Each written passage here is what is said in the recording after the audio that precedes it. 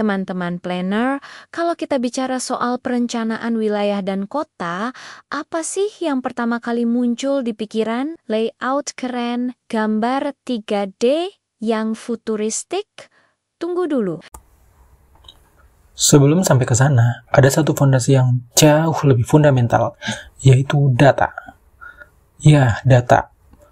Hal pertama yang harus kita kuasai bukan soal desain, tapi soal data apa yang kita butuhkan dan dari mana kita harus mendapatkannya. Seringkali kita menemukan data yang kelihatannya sama, misalnya data kependudukan, tapi sumbernya beda-beda. Maka disinilah peran seorang perencana diuji. Kita wajib tahu mana sumber data yang paling otoritatif, yang paling bisa dipertanggungjawabkan.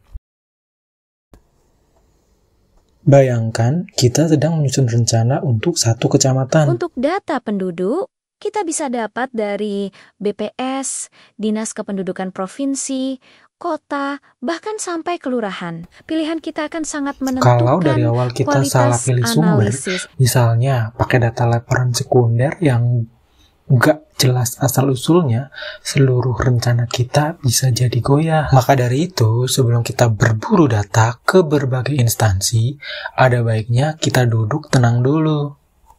Jawab 2 pertanyaan dasar. Pertama, data apa saja yang kita butuhkan? Kedua, dari instansi mana data itu paling valid untuk diambil?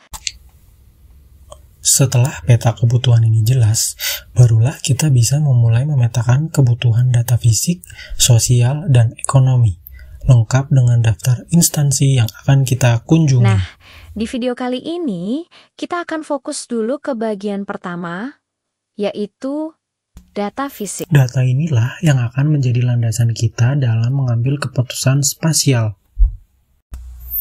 Data fisik ini mencakup segala sesuatu yang terlihat dan terukur di lapangan, mulai dari kondisi alam, lingkungan, sampai infrastruktur yang ada. Ada banyak sekali jenis data fisik, tapi kita akan bahas beberapa contoh yang paling sering kita gunakan dalam praktik sehari-hari. Pertama dan yang paling utama adalah kebijakan dan peraturan. Kita tidak bisa merencanakan di ruang hampa. Kita perlu tahu payung hukumnya, mulai dari undang-undang, peraturan pemerintah, perda, sampai dokumen-dokumen resmi lainnya.